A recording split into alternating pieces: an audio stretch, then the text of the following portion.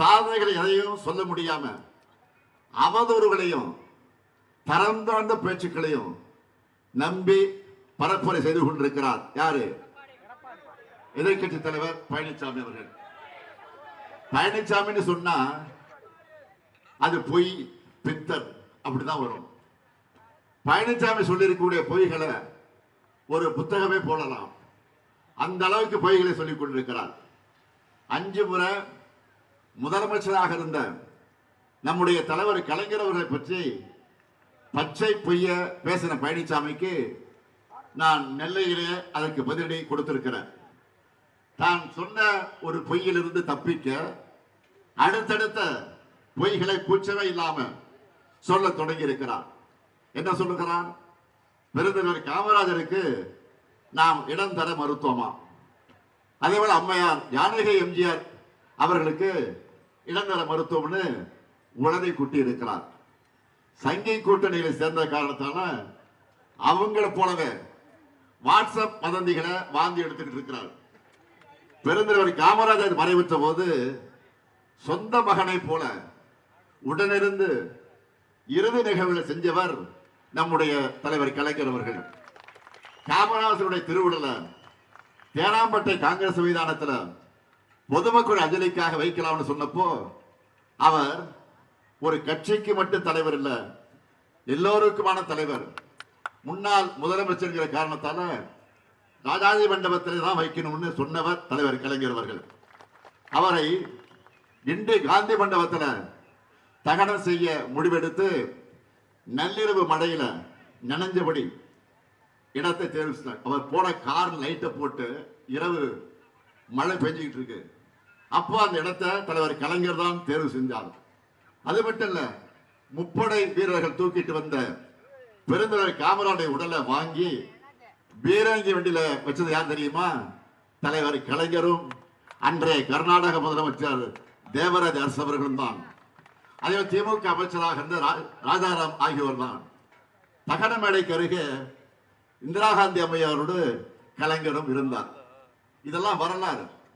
பழனிசாமி அவர்கள் சொன்ன பொய் உண்மைன்னா அந்த காலத்திலே இந்த பிரச்சனை சர்ச்சையாக இருக்கும் அல்லவா, பத்திரிகையில் செய்தியாக வந்திருக்கும்.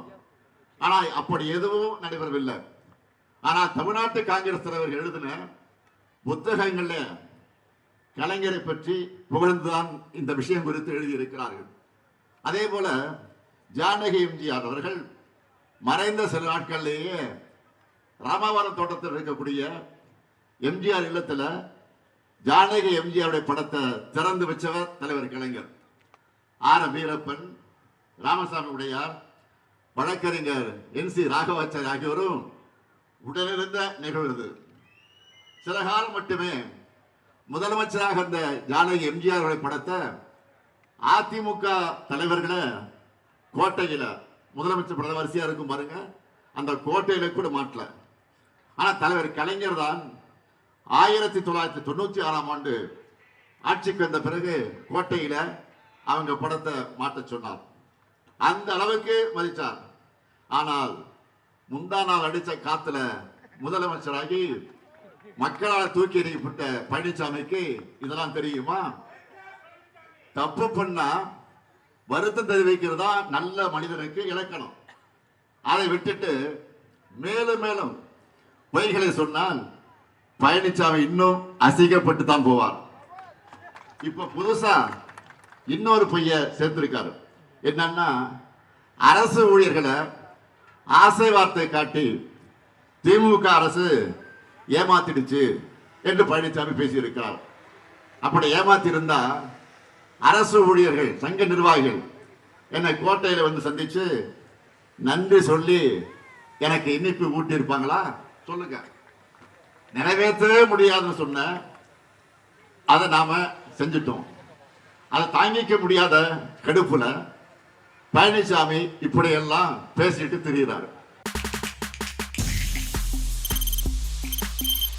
தவிர்க்க முடியாத தம்ப்நெயில்ஸ், கலக்கலான கண்டென்ட்ஸ், சினிமாவும் சீரியஸ் பிரச்சனைகளும், பல வருடங்கள் இடைவெளிக்கு பிறகு இந்த படத்துல ஒரு கலகலப்பும் கைகலப்பும்.